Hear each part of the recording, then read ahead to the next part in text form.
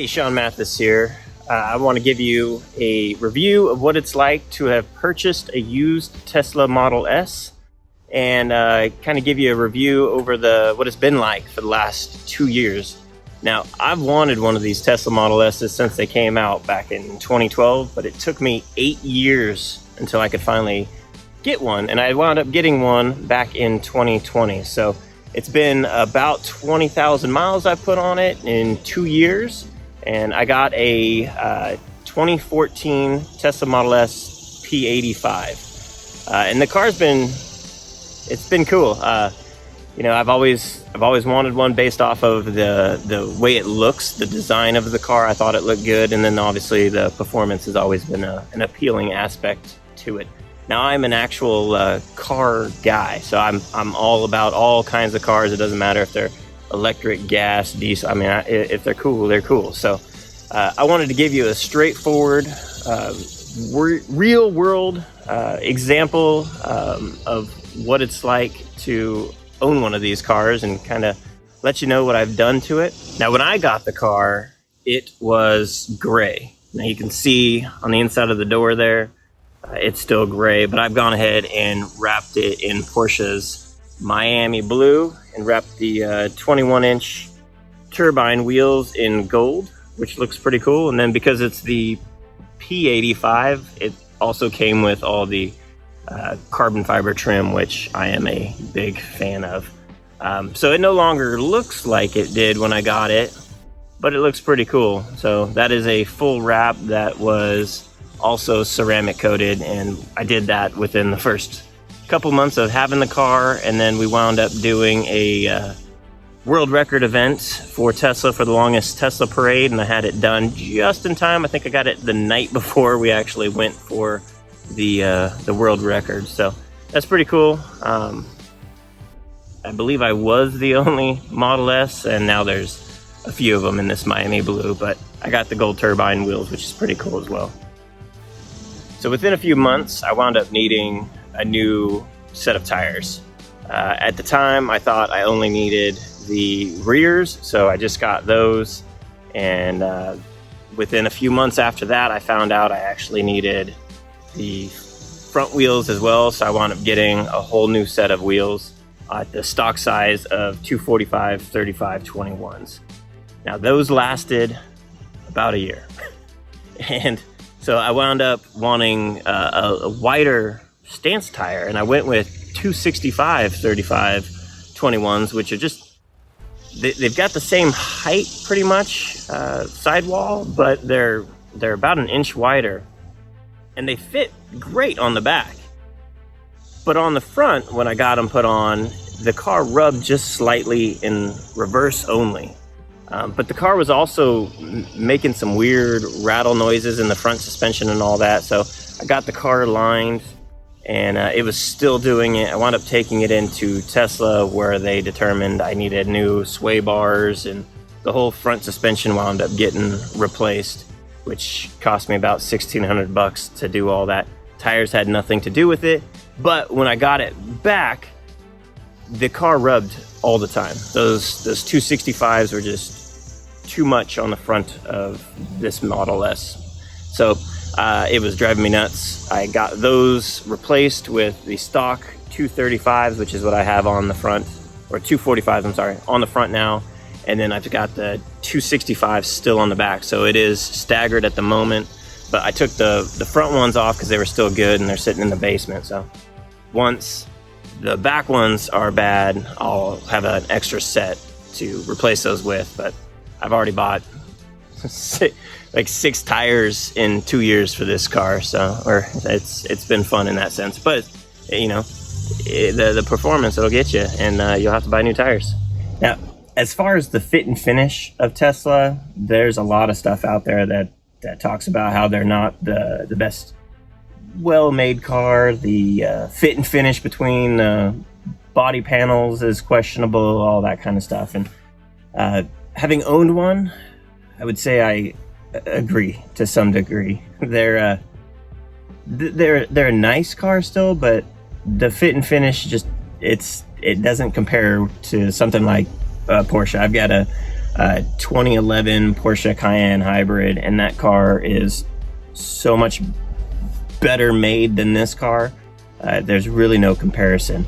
However, this car is super fun. I mean, I got it because it's like driving a street bike. The get up and go of this car, I mean, it does it for me. But you got stuff like on the inside, the wear just it hasn't held up. You've got door panels that are kind of, the glue is separated a little bit, and I don't know, the wear and tear just seems a little excessive. However, it's a used car, and I don't know if they're all like that. So, and you could probably nitpick any new manufacturer of that kind of stuff. So that is what it is. However, there are some little annoyances that I had no idea was going to drive me nuts.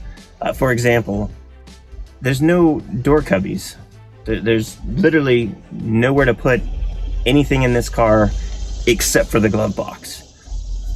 I actually had to go out and buy an aftermarket center console for this car just so I could put stuff somewhere and not have it be all over the place. And I mean, between the no door cubbies in the doors, and then no center console storage, I mean, and then no center console. I mean, all you got is these cup holders here, but there's nothing else. That's it. There's nothing in the back, so the kids in the back have nowhere to put drinks or anything. It's kind of crazy, but that's kind of what you get with one of these.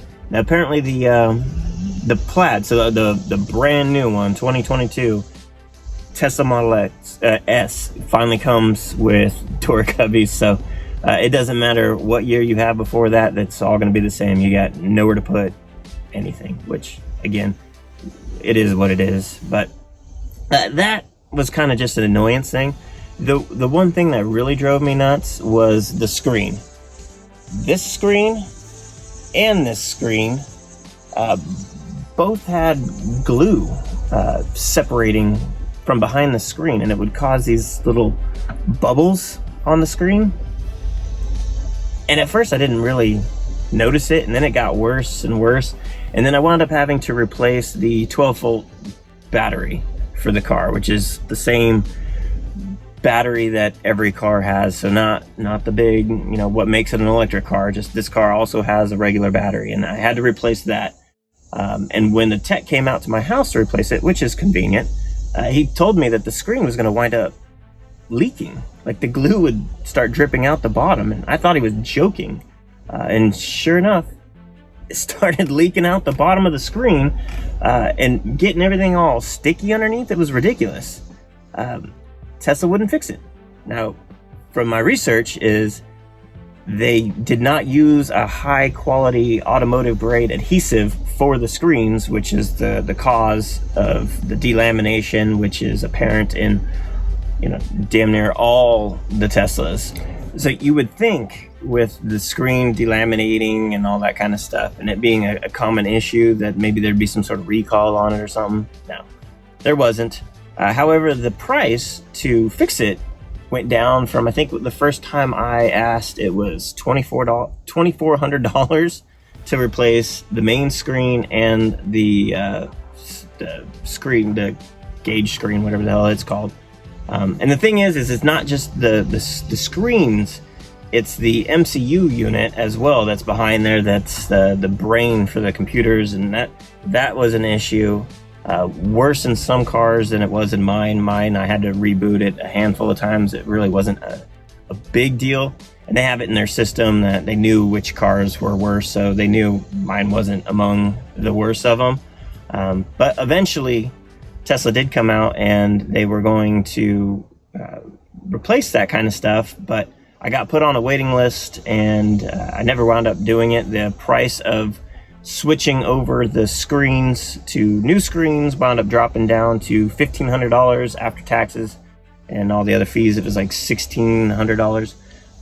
But it replaced my MCU unit, which upgraded from the 3G to the 4G, which as of sometime in 2022, they stopped servicing the 3G. So I would have been forced to do it anyways. And if I'd have waited for the warranty to just replace the screens, I still would have had the old MCU unit and still would have had, issues with service. So I kind of had no choice but to fix it. And although it sucked paying $1,600 for it, the screen was brighter, faster, it looks cooler. It gave me like the driving games and a few other things that I didn't have before that the newer cars had, that now I have the exact same one as the new ones. So I just rolled over 100,000 miles now on this 2014 P85. And overall, man, I mean, it's been great. However, it is not a maintenance-free car. I've spent in 2 years almost $4,700 on repairs, and that's from the front suspension.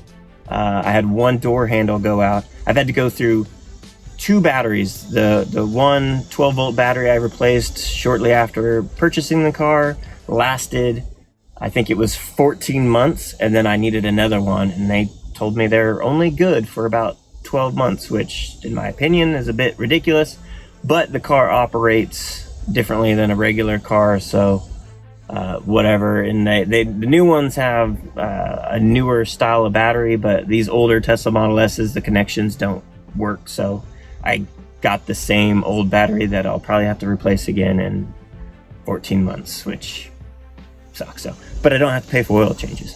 So there's that. But that doesn't even include the over $1,000 I had to spend in tires, which is normal maintenance type stuff. So there's all that. The car itself, when I purchased it, I think I got it for about $34,000 from a dealership in Charlotte. But after all the taxes and fees and the electric car taxes and fees that they have, the total amount wound up being like $39,000, which was a sticker shock to me at the time. And I wasn't planning on that. And then in Georgia, they charge, you get a tax for registering, or fee for registering regular ICE cars, and that goes into the roads and all that kind of stuff. Well, electric cars, they don't obviously pay for that gas fee that goes towards the roads, so they charge it separately in the registration. So that was a couple $100 every year that I get charged. That initially pissed me off because I was like, why am I getting charged this? But I found out it's pretty much the same thing everybody's getting charged. I'm just getting it in a different way, which again, it is what it is in that case. I specifically got this car because I drive it to Through Time Automotive Museum, which is a car museum that I founded, and I live an hour away. So it takes me 30% of my charge to get to the museum and 30% back. Now I got destination chargers installed at the museum, so while I'm there I can plug in and I've got all my charge back by the time I come back home. I don't need that, but I have it available to me. Now I do not have a charger installed at my house, which means I plug into just a regular 110 outlet, and that gives me the equivalent of 1 mile per hour charge, which the way I drive this car, I don't go to the museum on a daily basis. I work from home for the most part, so other than going to the gym or the grocery store or something like that, taking the kids to school, which is across the street, I don't really drive it a whole lot, so it hasn't really become an issue for me. However, if I was going to a job on a daily basis and I was really using some of that juice, it would be an issue. I'd have to use a supercharger, or I'd have to get a charger installed at the house kind of thing. But for me, I don't have to do that. But I wanted to not have to pay for gas going to the museum 1 to 3 times a week. It saves me a lot of time not having to stop for gas, plus the money for it, especially now with how expensive gas is. I don't have to do any of that kind of stuff. But I also wanted something fun to drive for that hour. I'll listen to audiobooks or whatever the case is going, but I don't want to fall asleep, so I don't have the autopilot. My car's a rear-wheel drive, and it's fun. I mean, I can punch it and it flies. That is why I wanted it. I mean, the no gas and all that, that's all well and good, but it was really the fun factor. The car, I like the way the Model S looks. it's fun to drive, and it's a perk that I don't have to stop for gas. Before this car, I actually traded in a Lexus NX 200T, which is the small SUV, if you want to call it that, crossover vehicle. Good looking car. It was the blue one, but it was so boring. It was not quick at all, and just a boring car to drive. So I got rid of that and got this car specifically to be able to drive it for an hour. Now, I did take it on a road trip to North Carolina, from the Atlanta, Georgia area to Greenville, North Carolina, for my nephew's college graduation. I had the time, and so I took the Tesla. Taking the Tesla that far added on about 5 hours of charge time. Under normal circumstances, I don't have the patience for that, and I don't think most people would have the time for it either. Now, it's a different way of thinking, so it's not like at a gas station I would go and get filled up and on the road and see how many more cars I can pass and hope that nobody passes me and I get to my destination as quick as possible. When it comes to charging, you don't do that. You don't fill up all the way. You don't fully charge. You get enough charge to get you to the next location. And that location might be at a mall or a restaurant or something that you're doing something else in between charging. And you might be there for 20, 45 minutes. It all just depends. Now, the newer Teslas, they charge quicker and all that kind of stuff. So my experience was a little bit longer than most. And the new 3s and Ys and all that, it's going to be a little bit quicker, but you're still going to have to wait quite a bit. So you have to plan that in and just know that's part of the trip. I probably wouldn't do it again. I've got that hybrid Cayenne that is a more comfortable car for road trips, and I can get there quicker without having to wait for the charge. But that's just me.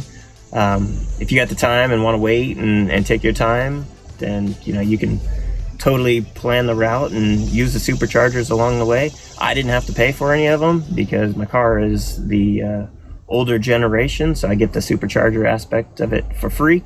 But it was brutal sometimes waiting there. I mean, I could go eat and be done eating and still had to wait for a charge, which got a little bit annoying, but that's part of the electric car aspect. So if you're taking it on road trips, that's something you got to think about.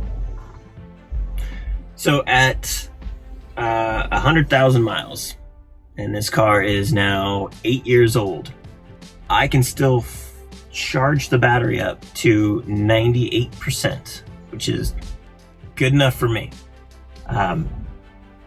Battery holds its charge well. I still get quite a bit of range. That's lower than the newer models, but it suits my purpose. The drive unit was replaced at about I think it was 98,000 miles, something like that. I just got it under warranty, and that was a clicking noise in the drive unit, and apparently that's another one of those common things. So what's crazy is 2 years ago, after all the taxes and all that kind of stuff, this car cost me about $39,000.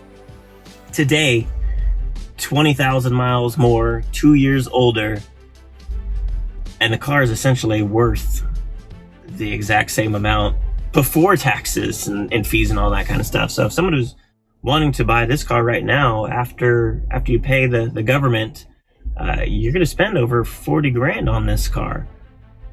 So as far as timing wise, that was a pretty good deal. Now, would I recommend this car? Would I recommend a Tesla in general? I would say it all depends on what your driving needs are. For my particular driving needs and how I use this car, absolutely. It is still a fun car to drive. Every car is going to have its flaws.